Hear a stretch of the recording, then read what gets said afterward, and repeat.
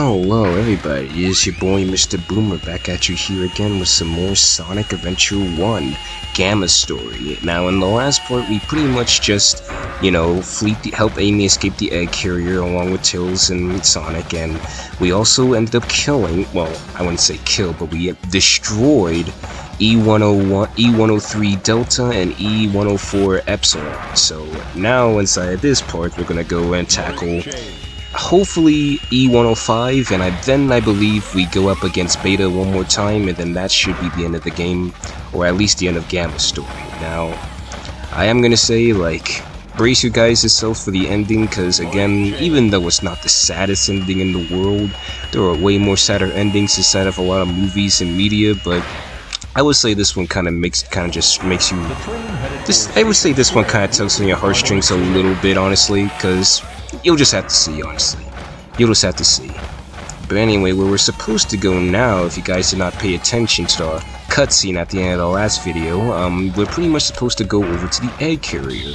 And since we already played Amy's story, we should already have the information of how to get onto the egg carrier. But in case you forgot, we gotta go all the way back to Station Square here, and there will be a boat right here. And this boat will take us over to the egg carrier if Gamma can fit his big, wide, robotic ass on it. Beginning search.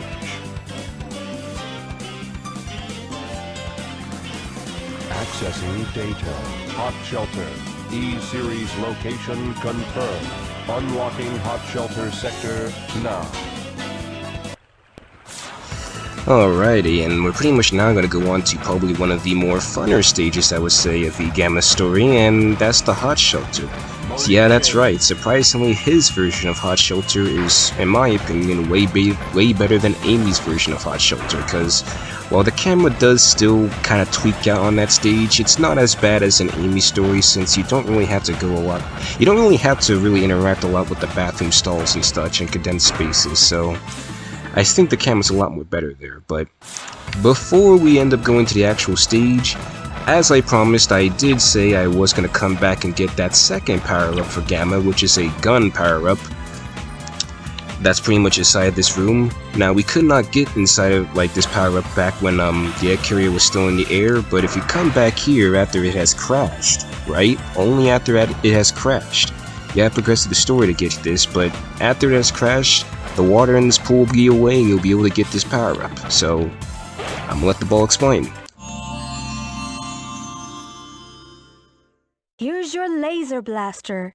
Its blast damages enemies in a wide pattern.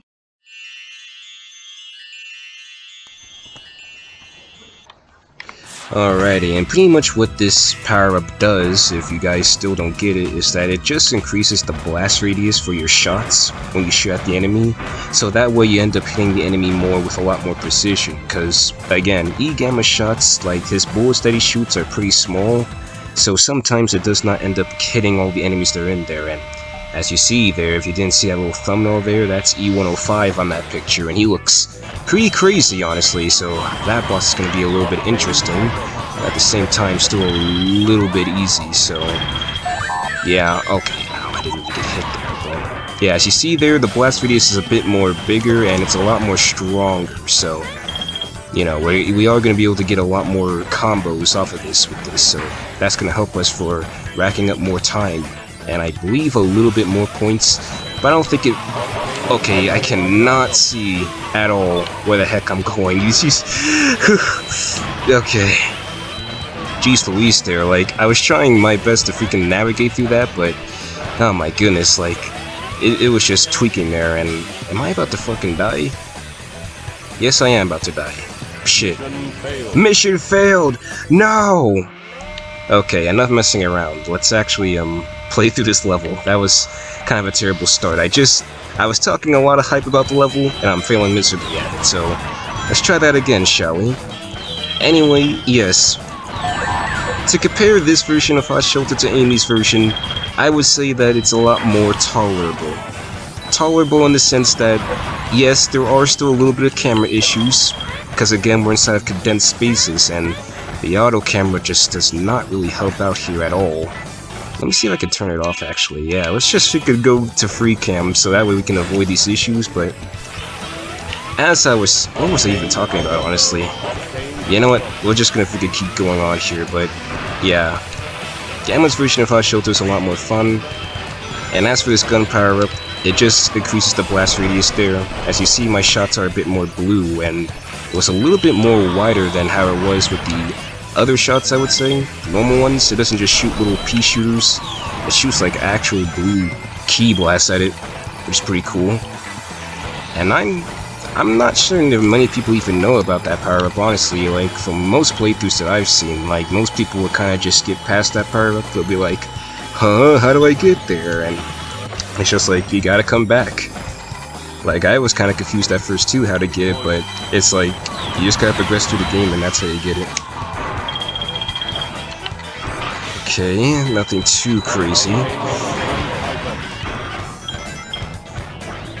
That's another thing too, it's like, ugh.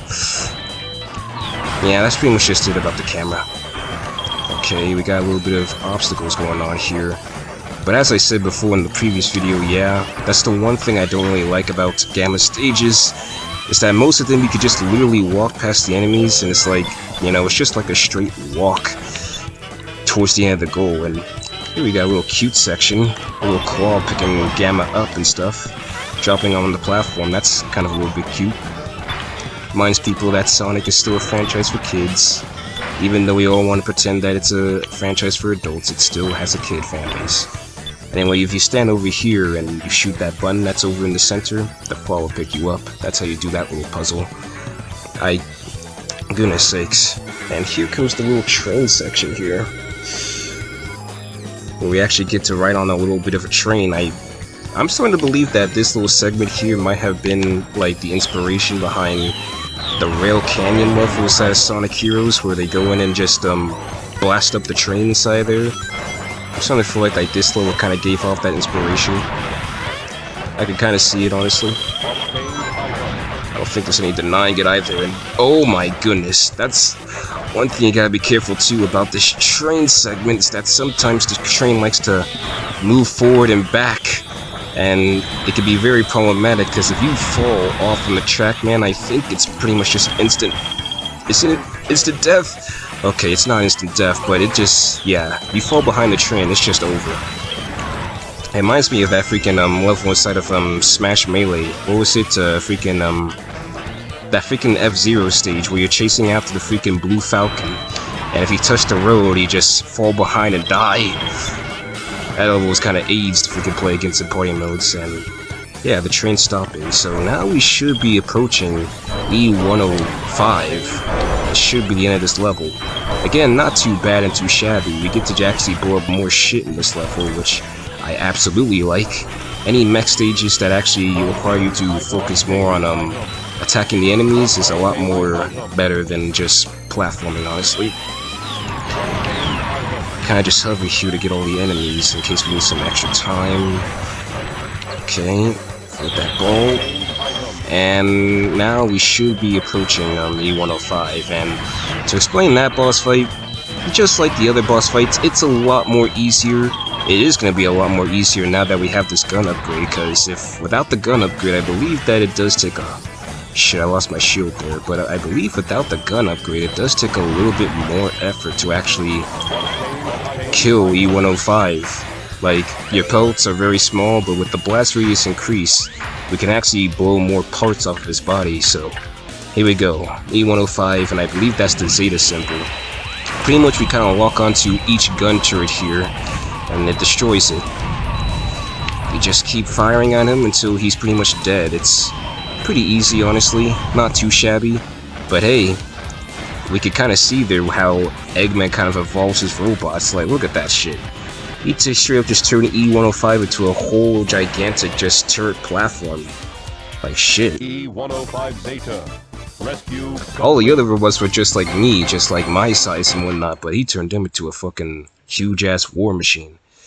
And that's gonna be a little bit of foreshadowing for who we're gonna have to fight next. But yeah, that's just Hot Shelter. Pretty cool stage. Probably my favorite stage out of Gamma Story anyway, but anyway, I think there's a cutscene up here. Or not, there is no cutscene yet. We actually do get a chance to talk a little bit more, but I don't feel like there's anything else to say, really, honestly. We're just gonna go up and finish the final boss here. I believe this is, we should be coming up to the final boss here, so brace yourselves. E-105 Zeta rescue complete. Units remaining.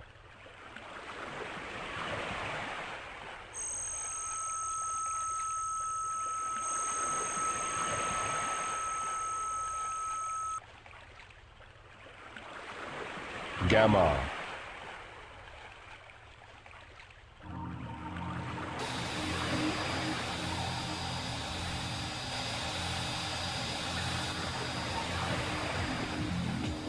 Beta.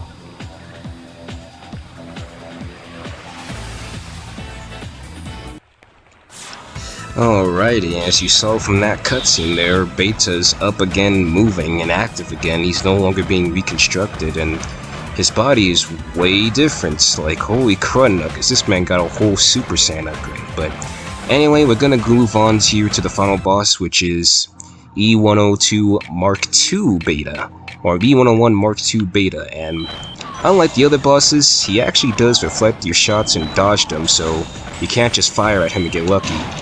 Basically, the only time you can actually attack this boss is when he does that dash attack at you, that he did there, that little shield dash attack at you, and when he does that shield dash attack, that's pretty much your opportunity to attack him there. This boss can be a little bit tricky though, because again, like, later on, he's not going to make it very easy for us to kind of shoot at him when he does that dash attack. He's going to start covering his tracks more, and yeah, we gotta be ready to shoot all the missiles that he tosses at us and all the other projectiles that he tosses at us in order to hit him. But right now, it's doing pretty good. This is probably the part where it gets a little bit hard, because again, he just starts firing a shit ton of missiles at you. And it's like, shit, it's hard to freaking get ready to fire at him and not miss the opportunity. And here we go with this shit, just, yeah, go ahead and blast all your projectiles on the entire stage like it's Dragon Ball Z or some shit. Like fudge. Honestly, the Adventure series might as well just be referred to as the Dragon Ball Z of Sonic. Like, the action in here is just crazy as shit. And, alright, I think we got him. There we go. And he's now freaking starting to have a seizure there. Like Gamma, of course. And giving him the little wiggling sensation, like shit. But yeah, that's pretty much that boss fight. It's honestly pretty cool. Like, I would say that was probably one of the better boss fights out of all of Gamma's boss fights. Got that little Ultra Instinct dodge and stuff. And it's pretty badass. Cool design. But anyway, final cutscene.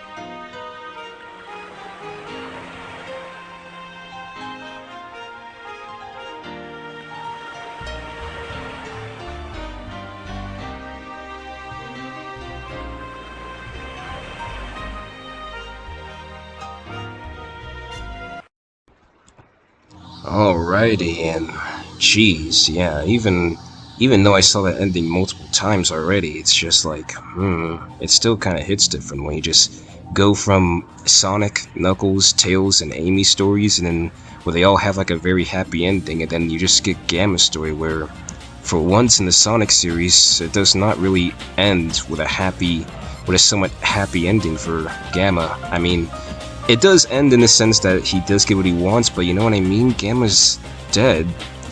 So yeah, take your shots, guys. Freaking get your tears out, because I believe this is the last time we will actually see E102 Gamma in the entire series. I mean, he does come back as cameos inside of some of the later games, but you know what I mean? They're not him. Those robots that look like him are not Gamma. They're not the Gamma who pulled this heroic act. But anyway, to kind of explain that whole ending there, if you guys weren't really familiar with the whole story up to this point, if you weren't paying attention to Amy's story, she did show that photo that the bird had like parents and stuff, and pretty much what Gamma's story has explained is that the birds that are the parents of that little bird she was protecting, they were inside of the E-Series robots. Like, the freaking bird that was the animal that came out of freaking E101 beta, that was pretty much the bird's mom. And I'm pretty much assuming that inside of E102 Gamma, that one was the bird's dad. So them kind of just coming together. So that bird that was just staring at freaking Gamma after Beta died and just looking at him, I'm pretty sure that bird was just knew that the father bird was inside of the E102 Gamma, and now that Gamma had blown up, they get to fly off together, where presumably they go over to where Amy is after she pretty much they pretty much go over to where Amy is, where she's dealing with Zero, and you know, she reunites the bird with their family, and they get to fly off. So that's kind of a little bit sad, honestly. Like, yeah, sure, freaking, you know, E102 Gamma. Like, yeah, sure, the birds get to fly off and stuff, but E102 Gamma dies. So it just kind of hurts a little bit seeing a character like this just, I don't know what else to say, man. It's just, goodness sakes, that was just kind of dark, honestly. This is probably what people probably missed about Sonic, honestly, where they told a little bit of dark stories like this, honestly. Yeah, sure, it's a series that's for kids, but back then, Sega wasn't really afraid of telling like very dark and sentimental and psychological stories like this, and that's why I kind of give them a bit of an A-rank tier. The fact that we get to see the entire perspective of what's going on with these Eggman robots and how they live on board his ship, and the fact that he was one of the only robots that had its own agency. I think what also makes this story a little bit sad too is not just the fact that E102 Gamma, you know, dies. It's just the fact that he dies, but no one inside of the Sonic universe will know that what he did. Like, if you go on to the later games, no one talks about the fact that all the E-Series robots that Eggman built were all destroyed after the egg carrier crashed, and all the animals that were inside those robots were set free. And I'm pretty sure after this game, like, no one aside from Omega, I believe, in Heroes, brings up E102 Gamma or Beta again. Like, again, it's pretty much a heroic deed done by someone who's gonna be forgotten. And that's what's kind of a bit sad here. Tails will be remembered for saving the city, Amy will be remembered for freeing that bird, Knuckles will be remembered for restoring Angel Island, Sonic will be remembered for stopping Eggman. What is E-Gamma gonna remember for? Absolutely nothing. We the players are basically, we the audience are basically the only people who know what E102 Gamma has brought to the table, and the fact that no one's gonna remember his heroic deed is just very sad, honestly. But yeah, that's pretty much his story anyway. I like it. Again, the gameplay could be a little bit tweaked more. I'm not really a huge fan of just blowing up multiple enemies only to be rewarded with seconds. Again, I would rather play the mech stages in SA2 and get score points. It feels more intuitive that way. But yeah, there we go. The freaking father bird and mother bird, they get to fly off and go reunite themselves with their child bird. So that's pretty interesting. That's very satisfactory, honestly. Sonic Drift Racing was added. I don't care about playing Drift Racing, honestly. Like, we're just going to only focus on just playing through the main campaign here. Like, we're not gonna really do all the freaking side content stuff. Well, maybe if I feel like in the future we could probably cover the side content stuff, but right now I'm just gonna really cover the campaign. It's not a big deal. And forgive me too, I kind of forgot to just comment on the whole entire music and soundtrack for Gamma's theme. Like, I would say it's one of my favorite themes out of the entire game, surprisingly, because even though his theme has no lyrics and just has sounds and these techno vibes, it still is very sentimental, especially in the credits, because it's like, it just makes you feel a little bit sorry for E102 Gamma.